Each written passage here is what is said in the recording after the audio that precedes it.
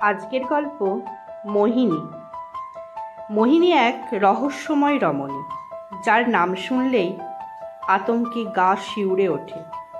কেউ তাকে দেখেছে, কেউ কেবল তার ছায়া টের পেয়েছে, কিন্তু যারা মুখোমুখি হয়েছে তারা আর স্বাভাবিক জীবনে ফিরতে পারেনি। পর্ব 1, আগমন। সায়ন্তন একজন সাইকিয়াট্রিস্ট, আধুনিক মানসিক রোগের বিশেষজ্ঞ, শহরের বিশিষ্ট এক হাসপাতালের ডাক্তার। একদিন একটি গোপন চিঠি পান। ডাক্তার সায়ন্তন আপনার মতো লোককেই চায়। একটা মেয়ে আছে, মোহিনী। ওর ভেতরে কিছু আছে যেটা মানুষ নয়। আপনি না আসলে ও আমাদের সবাইকে মেরে ফেলবে। চিঠিটা এসেছে পুরুলিয়ার প্রত্যন্ত এক পাহাড়ি গ্রাম মাধবপুর থেকে। সায়ন্তন প্রথমে বিশ্বাস করেন না, ভাবেন কারো মানসিক সমস্যা বা হ্যালুসিনেশন, কিন্তু পেশাগত দায়িত্ববোধ থেকে রওনা দেন। পর্ব 2, মোহিনীর সাথে প্রথম দেখা। মাধবপুরে পৌঁছে তিনি দেখতে পান এক অদ্ভুত নীরবতা।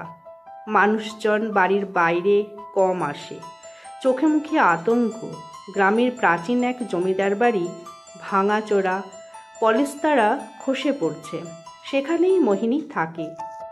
সায়ন্তন ঢুকতেই এক চুপচাপ সাদা শাড়ি পরা মেয়ে তাকে তাকিয়ে দেখছে। তার চোখ দুটো অতি প্রাকৃতভাবে গভীর, যেন চোখ দিয়ে সে মনে ঢুকে পড়ে। সে ধীরে ধীরে বলে উঠল, তুমি এসেছো সায়ন্তন, আমি জানতাম। ডাক্তার চমকে গেলেন। সে তো কাউকে বলেননি যে আসছেন। পর্ব 3, মানসিক রোগ নাকি কিছু অন্য। সায়ন্তন মোহিনীর সঙ্গে সময় কাটাতে শুরু করলেন। কিছু ক্ষেত্রে সে খুব স্বাভাবিক, আবার কখনো হঠাৎ বদলে যায়। চোখ লাল হয়ে ওঠে, অদ্ভুত গলায় কথা বলে।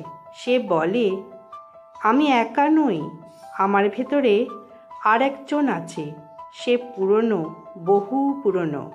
রাতে জমিদার বাড়ির চারপাশে কুকুর চিৎকার করে, বাতাসে ফিসফিস শব্দ হয়, আর কারো গলার আওয়াজে বলা হয়, মোহিনী আমার, কেউ তাকে নিতে পারবে না।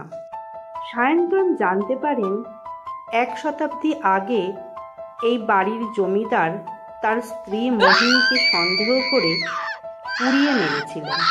তার মৃতদেহ আজও কোথাও পাওয়া যায়নি। পর্ব 4, মোহিনী কে। ডাক্তার এক বৃদ্ধের কাছ থেকে জানতে পারেন মোহিনী আসলে এক শয়তানের দ্বারা অভিশপ্ত হয়েছিল। সে পুরনো কোনো তান্ত্রিক প্রক্রিয়ায় এক চেতনার আধার হয়েছিল। মৃত্যুর পর সে পুরো জমিদার বাড়িটাকে অভিশপ্ত করেছে।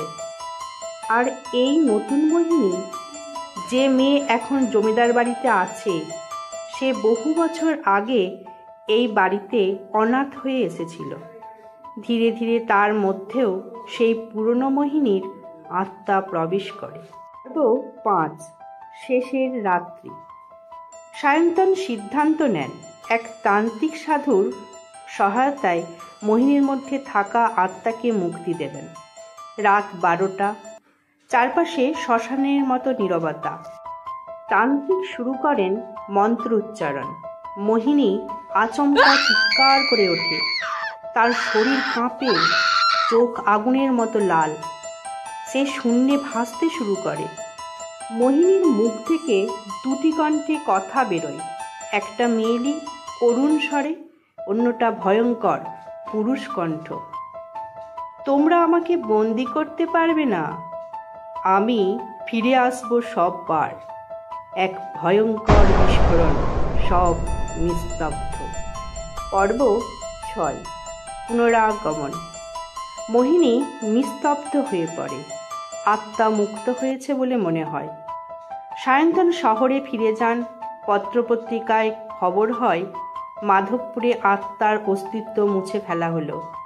কিন্তু 6 মাস পরে সায়ন্তনের কেবিনে একটা নতুন রোগী আসে। এক তরুণী, নাম মোহিনী দত্ত। সে মৃদু হেসে বলে, আমরা আবার দেখা করব সায়ন্তন। এইবার আমি তোমার মনেই থাকবো চিরকাল। সায়ন্তনের হাত কাঁপতে শুরু করে। তার চোখের সামনে ভেসে ওঠে সেই আগুনের লাল চোখ। নয়, মোহিনী কোনো মানুষ না, সে এক চেতনা, ভালোবাসা, প্রতারণা, মৃত্যু আর প্রতিশোধের মিশ্র এক আত্মা, যে একবার মন ছুলে চিরজীবনের জন্য জায়গা করে নেয়। আমাদের গল্পগুলি আপনাদের ভালো লাগলে একটি লাইক, কমেন্ট ও সাবস্ক্রাইব করবেন।